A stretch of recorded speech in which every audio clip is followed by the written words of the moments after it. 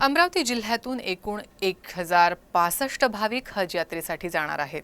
त्या अनुषंगानं अमरावती शहरातील अमन पॅलेस इथं हज यात्रेकरूंसाठी नियमानुसार लसीकरण करण्यात आलंय।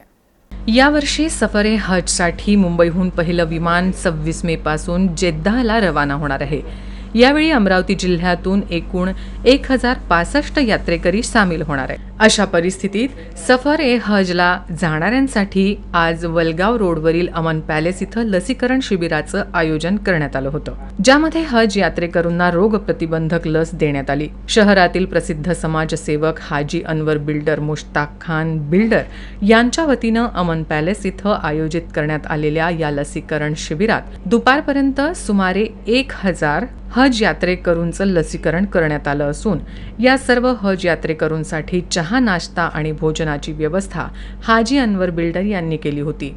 उल्लेखनीय आहे की यापूर्वी हज यात्रेदरम्यान करावयाचे धार्मिक विधी आणि सौदी अरेबियातील कायद्यानुसार पाळण्यात येणाऱ्या वर्तनाची माहिती देण्यासाठी खादिमाने हज्जाज कमिटी, हज कमिटी, मुंबई यांच्या वतीनं यापूर्वीच हज यात्रेकरूंसाठी लसीकरण शिबिराचं आयोजन करण्यात आलं होतं। या शिबिराला अनेक मान्यवरांनी उपस्थित राहून सेवा दिली।